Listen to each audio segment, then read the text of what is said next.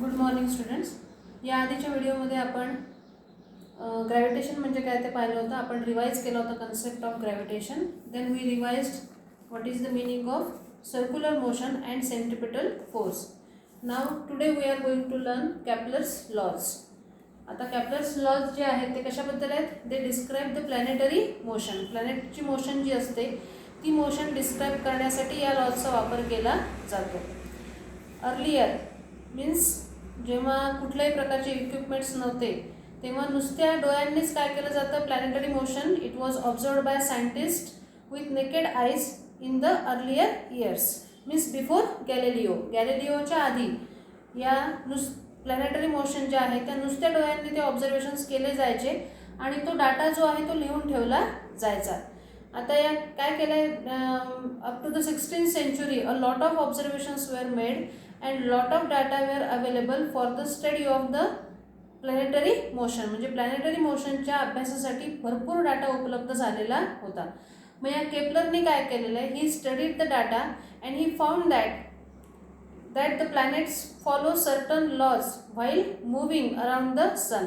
सूर्याच्या भोवती फिरताना हे जे प्लॅनेट्स आहेत हे प्लॅनेट्स हे काही लॉज काय करतात? फॉलो करतात. म्हणजे नुसतेच फिरत नाहीत ते, तर ते एका सर्टन लॉनी ते बाइंडिंग आहे त्यांच्यावरती आणि त्या लॉनुसार ते सूर्याच्या भोवती फिरतात.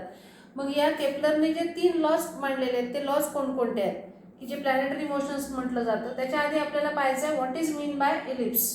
What is ellipse? And ellipse is the curve obtain when a cone is cut. एक कोन दिलेला असेल असा, या कोनला काय केलेलं आहे? तिरप्या अँगलनी असं कट केलं आहे. तिरप्या अँगलनी कट केल्यानंतर प्लेननी कट केलेला आहे. प्लेननी कट केल्यानंतर आपल्याला काय मिळतं? या पद्धतीचा शेप आपल्याला मिळतो. That shape is non as a ellipse. यालाच काय म्हटलेलं आहे? इलिप्स असं म्हटलेलं आहे. And this ellipse has 2 focal points. Focal points म्हणजे काय? तर हे तुम्हाला माहिती आहे, मागच्या वर्षी तुम्ही मिरर वगैरे शिकलेला आहात. ठीक आहे. मिररमध्ये फोकल पॉईंट असतो की ज्या फोकल पॉईंटपाशी सगळे रेज एकत्र येतात आफ्टर रिफ्लेक्शन आणि इमेज त्या ठिकाणी तयार होते. मग यालाच काय म्हणतात? या हे काय फोकल पॉईंट्स आहेत. आता इथे हा जो इलिप्स आहे त्या इलिप्सला किती फोकल पॉईंट्स असतात? It has 2 focal points and they are named as F1 and F2. याला F1 आणि F2 असं म्हटलं जाईल. ठीक आहे. हा झाला आपला इलिप्स. F1 या ठिकाणी असेल, या ठिकाणी काय असेल? F2 असेल. आता या F1 आणि F2 सुद्धा जे डिस्टन्स आहे याचा एक रूल आहे की if we take any point on this ellipse then its distance from the focal point is always same. म्हणजे इथे जर मी ए हा पॉइंट घेतला, या ठिकाणी मी बी हा पॉइंट घेतला. ठीक आहे. आणि हे डिस्टन्स मी कॅल्क्युलेट केले AF1 प्लस AF2 हे डिस्टन्स, नंतर BF1 आणि BF2, अजून एखादा जर पॉइंट घेतला C हा आणि या C पासूनचं सुद्धा अंतर जर कॅल्क्युलेट केलं it is CF1 plus CF2. तर हे अंतर काय असतं? नेहमी इट इज ऑलवेज इक्वल. हे अंतर नेहमी सारखे असतात. म्हणजे कुठेही पॉईंट घ्या तुम्ही, त्या पॉईंटपासून हे दोन्ही फोकल पॉईंट्स यांचं जर अंतर घेतलं, त्याची बेरीज केली तर ती बेरीज नेहमी किती येते? इक्वल येते. हा झाला याचा ह्यांच्यामधलं असलेलं हे रिलेशन. आता आपल्याला केपलरचा पहिला जो लॉ आहे तो आपल्याला बघायचा आहे. काय लॉ आहे? The orbit of a planet is an ellipse where sun is situated at one of the foci. म्हणजे कुठल्या तरी एका फोकल पॉईंट पाशी सन हा असणार आहे. आपण आतापर्यंत किंवा सर्क्युलर मोशनमध्ये हे काय केलेलं आहे? आपण ॲज्युम केलेलं आहे की जे प्लॅनेट्स आहेत ते सूर्याभोवती सर्क्युलर मोशनमध्ये फिरत आहेत. परंतु ते सर्क्युलर मोशनमध्ये फिरत नाहीत. तर ते कसे फिरतात? They move and elliptical path. They take an elliptical orbit where sun is one of the foci. म्हणजे एका पॉइंट पाशी एक जो F1 किंवा F2 असेल या दोनपैकी एका ठिकाणी काय असतो? सन असतो. म्हणजे एक तो F1 ला असेल नाही तर मग तो F2 ला असेल. त्या सनची पोझिशन ही राहणार आहे. आणि जो पाथ आहे तो पाथ कसा आहे? It is elliptical path. म्हणजे सर्क्युलर पाथ हा नाही आहे, जसं इथे आम्हाला आपल्याला डायग्राममध्ये दिसत आहे. दुसरा लॉ आहे त्याचा, the line joining the planet and the sun sweeps equal areas in equal intervals of time. Line joining the sun and the planet. जसं की या ठिकाणी समजा तो प्लॅनेट आहे A या ठिकाणी. ठीक आहे. नंतर इथून तो कुठे गेलेला आहे, बी या ठिकाणी गेलेला आहे. नंतर इथून तो कुठे आला, सी या ठिकाणी आला आणि सी पासून कुठे गेलेला आहे, डी या ठिकाणी तो प्लॅनेट गेलेला आहे. हा जो प्लॅनेट आहे इट काय म्हटलंय, the line joining the planet and the sun sweeps equal areas in equal time intervals. आता स्वीप म्हणजे काय पहिल्यांदा, तर स्वीप म्हणजे काय, जो मोशन आहे ती मोशन कशी आहे, it is along an arc. आर्कच्या अलॉंग जर मोशन असेल तर त्याला काय म्हटलं जातं, स्वीप असं म्हटलं जातं. मग आता इथे काय केलेलं आहे, या प्लॅनेटने इक्वल टाइममध्ये इक्वल एरिया काय केलेला आहे, कव्हर केलेला आहे. म्हणजेच बाय जो आपल्याला मेन्सुरेशनमध्ये जे फॉर्म्युलेज आहेत त्या फॉर्म्युलेनुसार जर आपण हा ASB या आर्कचा जर एरिया काढला आणि या DSC या आर्कचा जर एरिया काढला तर तो एरिया काय येईल, नेहमी सारखा येईल. याच्याचवरून आपण असंही म्हणू शकतो की या ठिकाणी सनच्या जवळ हा प्लॅनेट कसा, अजून एखादा जर एरिया घेतला आपण या ठिकाणी E आणि F, तर हा सुद्धा एरिया काय असेल, ESF हा एरिया सुद्धा काय असणार आहे, सारखा असणार आहे. म्हणजेच आपल्याला असं म्हणता येईल की या ठिकाणी जो प्लॅनेट आहे तो सनच्या काय आहे, जवळ आहे. इथे जर आपण पाहिलं तर आपल्याला जास्त डिस्टन्स दिसत आहे, त्याच्यापेक्षा इथलं डिस्टन्स कमी झालं आहे, इथलं डिस्टन्स अजून कमी झालेलं आहे. म्हणजेच आपल्याला असं म्हणता येईल की जेव्हा जो प्लॅनेट आहे जेव्हा तो सनच्या जवळ होता तेव्हा त्याचा स्पीड कसा होता, जास्त होता. जेव्हा तो सनपासून दूर गेला तेव्हा त्याचा स्पीड जो काय झालेला आहे, कमी झालेला आहे. म्हणजेच प्लॅनेटचा जो स्पीड आहे तो कॉन्स्टंट राहत नाही, तो कसा असतो, वेगवेगळा असतो. सनच्या जवळ असेल तर जास्त, सनपासून दूर असेल तर कमी. त्यानंतर तिसरा लॉ आहे जो की महत्त्वाचा आहे, the square of its revolution period of revolution around the sun is directly proportional to the cube of the mean distance of a planet from the sun. If r is the mean distance of that planet from the sun and mean distance it is r, and what is period of revolution, period of revolution is t. Then what the law says, it says that the square of the period of revolution means t square, it is directly proportional to the cube of the distance, mean distance between the planet and the sun. मीनच काढावा लागणार आहे कारण काही वेळा हे distance कमी आहे, काही वेळा हे डिस्टन्स काय झालेलं आहे, जास्त झालेलं आहे, कारण इलिप्टिकल पाथ आहे म्हणून. प्रत्येक ठिकाणी डिस्टन्स सारखं नाही आहे. डिस्टन्स सारखं असतं तर काय झालं असतं, मोशन कशी झाली असती, सर्क्युलर मोशन झाली असती. मग आता इथे देअरफोर हे झालं त्याचं expression, T square is directly proportional to R cube. जर आपण याच्यामध्ये कॉन्स्टंट टाकला तर T square upon R cube is equals to K, that is constant K.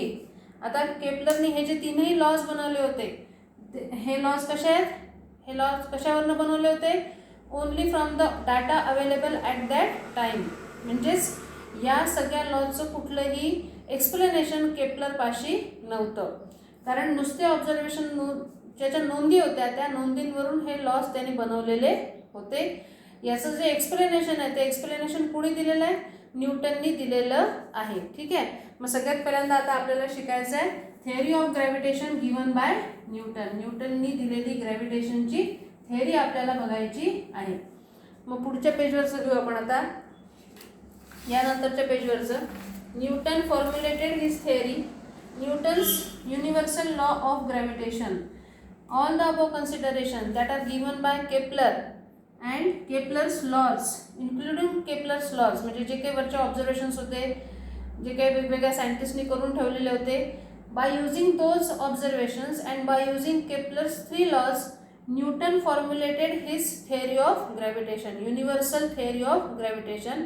And according to this theory, every object in the universe attracts every other object with a force F, which is directly proportional to their product of masses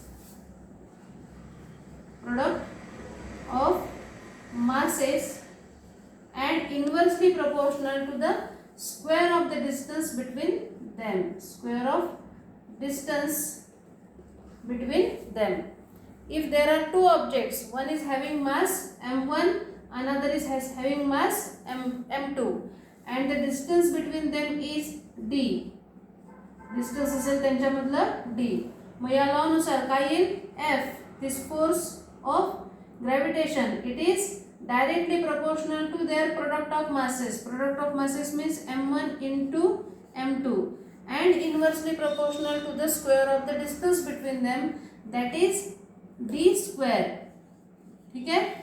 मग याच्यामध्ये सुद्धा constant टाकला, हे मधलं आपल्याला sign काढायचं आहे प्रोपोर्शनॅलिटीचं. मग आपण कॉन्स्टंट टाकूया f is equals to capital G into m1 into m2 upon d square. मग यालाच म्हटलं जातं expression for the force of gravitation. हे झालं फोर्स ऑफ ग्रॅव्हिटेशनचं एक्सप्लेनेशन. मग आता याच्यामध्येच काय म्हटलेलं आहे, here this force it is directly proportional to the masses of the product of mass of the object. मग डायरेक्टली प्रोपोर्शनल आहे याचा अर्थ काय झाला, if mass of the object increases force of gravitation also increases. म्हणजे जर ही quantity वाढत असेल तर ही क्वांटिटी सुद्धा वाढणार आहे. If we double the mass of the object then force of gravitation also gets doubled. म्हणजे इथे मास जर डबल झालं तर हा सुद्धा काय होईल, डबल होईल. जसं की आपण पाहिलं होतं याच्यामध्ये फोर्स ऑफ ग्रॅव्हिटेशन कोणाचं जास्त असेल, मग ज्या ऑब्जेक्टचं मास जास्त असेल त्याचं फोर्स ऑफ ग्रॅव्हिटेशन जास्त असेल. जसं ते न्यूटनचं ॲपल होतं, ते काय झालेलं आहे, पृथ्वीवरती खाली पडलेलं आहे. मूनकडे अट्रॅक्ट झालं का, ते नाही झालं. मूनने सुद्धा त्याच्यावरती ग्रॅव्हिटेशनल फोर्स लावलेला होता. But mass of earth is much larger as compared to the mass of moon and therefore the apple gets attracted towards the earth and not towards the moon. मग इथे सुद्धा m1 m2 डायरेक्टली प्रोपोर्शनल आहे, म्हणजेच mass double झालं तर force सुद्धा काय होईल, डबल होईल. अँड इफ वी इन्क्रीज और double the distance between them, distance between the two objects, then what will happen, as distance is inversely proportional therefore the force of gravitation reduces. मग आता हा फक्त नुसतं रिड्यूस होणार आहे का, डिस्टन्सचं काय आहे ते स्क्वेअर दिलेला आहे आणि स्क्वेअर दिलेला असल्यामुळे 4 टाइम्स हा जो फोर्स आहे तो काय झालेला दिसेल, आपल्याला कमी झालेला दिसेल. काय म्हटलंय, if the distance is double the force decreases by a factor of 4. जर डिस्टन्सला डबल केलं तर काय होतं, हा जो फोर्स आहे तो डबलनी काय होतो, फॅक्टर ऑफ 4नी काय होतो, तो डबल होतो, म्हणजे कमी होतो. म्हणजे 4च्या पटीमध्ये कमी होतो. 4 कमी होईल, मग 8ने कमी होईल, असं 4च्या पटीमध्ये तो काय होत जाईल, कमी कमी होत जाईल. पुढे काय म्हटलंय, if the two bodies are spherical, जर दोन्ही बॉडीज या कम्प्लीट स्पेरिकल असतील तर distance between them is calculated as the distance between their centres. त्यांच्या दोन्ही सेंटर्समध्ये जे अंतर आहे त्यांच्या सेंटरपासून जो निघणारा हे असेल along the line joining their centres. म्हणजे दोन्ही ऑब्जेक्ट जर स्पेरिकल असतील तर त्यांच्या सेंटरला जोडणारी जी लाईन असेल याच लाईनच्या अलॉंग काय केलं जाईल, डिस्टन्स मोजलं जाईल, है ना. पण जर ते इरेग्युलर शेपमध्ये असतील, if the object is in irregular shape then the distance between centre of mass is calculated. Centre of mass in case when the bodies are not spherical or have irregular shape then the direction of force is along the line joining their centers of mass and d is taken to be the distance between the two centers of mass. जसं की ते या पेनवरती हा आपण काय केलेला, balance केलेला आहे. हा केव्हा बॅलन्स होऊ शकतो असा, जेव्हा तो जो पॉईंट असेल तो पॉईंट त्याचा सेंटर ऑफ मास असेल तर. म्हणजेच इरेग्युलर शेपला सुद्धा काय असतो, असा सेंटर ऑफ मास असतो. आणि जेव्हा ऑब्जेक्ट इरेग्युलर शेपमध्ये असेल तेव्हा त्यांच्यातलं डिस्टन्स हे कसं कॅल्क्युलेट केलं जाईल, तर त्यांचा सेंटर ऑफ मास काढायचा आणि त्या दोन सेंटर ऑफ मासमधलं डिस्टन्स कॅल्क्युलेट करायचं आहे.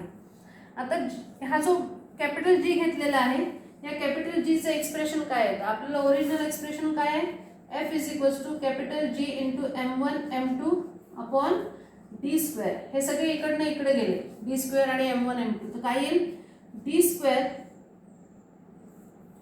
m1 m2, ठीक आहे, हा वरती जाणार आणि multiplied by f as it is equals to capital G. हे होईल कोणाचं एक्सप्रेशन, जीचं एक्सप्रेशन होईल. याला आपण व्यवस्थित लिहून घेऊ इकडे, f into D square divided by m1 m2.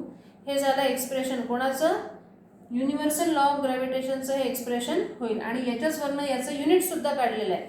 मग युनिट काय आहे, फोर्सचं युनिट काय आहे, न्यूटन, इंटू हे काय डिस्टन्स आहे, डिस्टन्सचं युनिट काय येतं, मीटर स्क्वेअर, पर म्हणजेच डिवायडेड बाय m1 आणि m2 म्हणजेच काय, किलोग्रॅम स्क्वेअर, किलोग्रॅम स्क्वेअर. मग तुम्ही हे पर नसेल लिहायचं तुम्हाला, इथे मायनसचं साईन सुद्धा तुम्ही लिहू शकता. न्यूटन मीटर स्क्वेअर पर किलोग्रॅम स्क्वेअर, याच सगळ्या क्वांटिटीजचं इथे युनिट टाकलेलं आहे. हे झालं MKS सिस्टीममधलं. असं CGS सिस्टीममधलं काय येईल, एमच्या ऐवजी काय येणार इथे आत्ता डाईन येईल, आणि सेंटीमीटर स्क्वेअर इथे येईल ग्रॅम स्क्वेअर.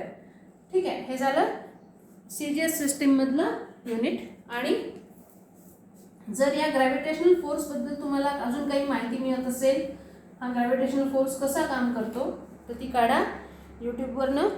ठीक आहे, आणि यूट्यूबवरतीच अनेक असे व्हिडिओज आहेत, त्याच्यामध्ये वेगवेगळ्या प्लॅनेट्समध्ये कसा हा ग्रॅव्हिटेशनल फोर्स वेगवेगळा आहे त्याची माहिती आपल्याला दिलेली आहे. तुम्ही यूट्यूबवरती जाऊन ते सर्च करू शकता आणि ही माहिती घेऊ शकता.